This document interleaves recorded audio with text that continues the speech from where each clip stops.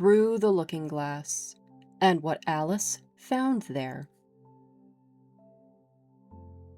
Child of the pure unclouded brow, and dreaming eyes of wonder, though time be fleet, and I and thou, and half a life asunder, thy loving smile will surely hail the love gift of a fairy tale.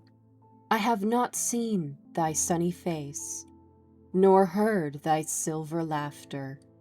No thought of me shall find a place in thy young life's hereafter. Even that now thou wilt not fail to listen to my fairy tale, a tale begun in other days, when summer suns were glowing, a simple chime that served to time the rhythm of our rowing, whose echoes live in memory yet, though envious years would say, forget. Come, hearken then, ere voice of dread, with bitter tidings laden, shall summon to unwelcome bed a melancholy maiden. We are but older children dear, who fret to find our bedtime near. Without the frost, the blinding snow, the storm's wind, moody madness, within the firelight's ruddy glow, and childhood's nest of gladness, the magic words shall hold thee fast. Thou shalt not heed the raving blast, and though the shadow of a sigh may tremble through the story, for happy summer days gone by, and vanished summer glory, it shall not touch with breath of bale the pleasure of our fairy tale. White pawn, Alice, to play 'em and win in 11 moves. 1. Alice meets the Red Queen. 2. Alice through Queen's Third by railway to Queen's Fourth, Tweedledee and Tweedledum. 3. Alice meets White Queen with shawl. 4. Alice to Queen's Fifth, Shop, River, Shop. 5. Alice to Queen's Sixth, Humpty Dumpty. 6. Alice to Queen's Seventh, Forest. 7. White Knight takes Red Knight. 8. Alice to Queen's Eighth, Coronation. 9. Alice becomes Queen.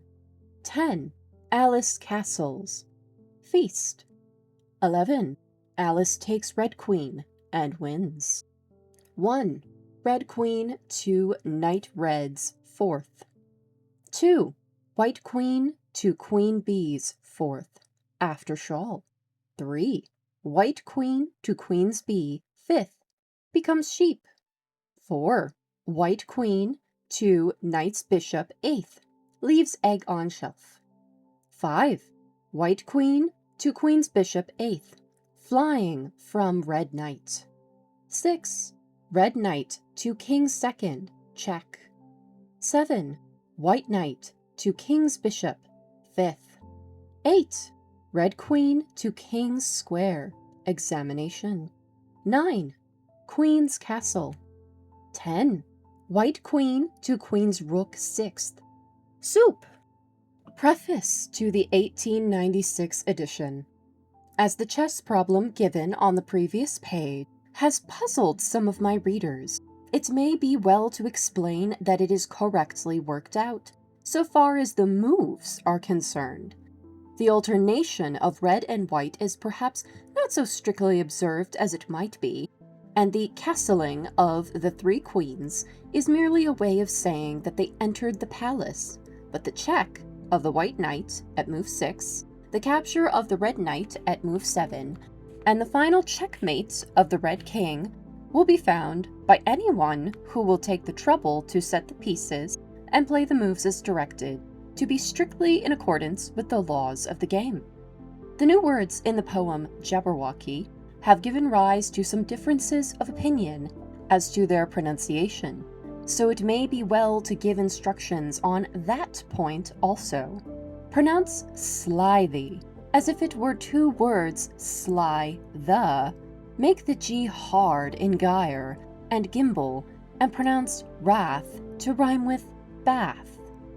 For this 61st thousand, fresh electropes have been taken from the woodblocks, which never having been used for printing from, are in as good a condition as when first cut in 1871. And the whole book has been set up afresh with new type. If the artistic qualities of this reissue fall short, in any particular, of those possessed by the original issue, it will not be for want of painstaking on the part of author, publisher, or printer. I take this opportunity of announcing that the nursery Alice, hereto priced at 4 shillings net, is now to be had on the same terms as the ordinary shilling picture books, although I feel sure that it is in every quality, except the text itself, in which I am not qualified to pronounce, greatly superior to them. 4 shillings was a perfectly reasonable price to charge, considering the very heavy initial outlay I had incurred.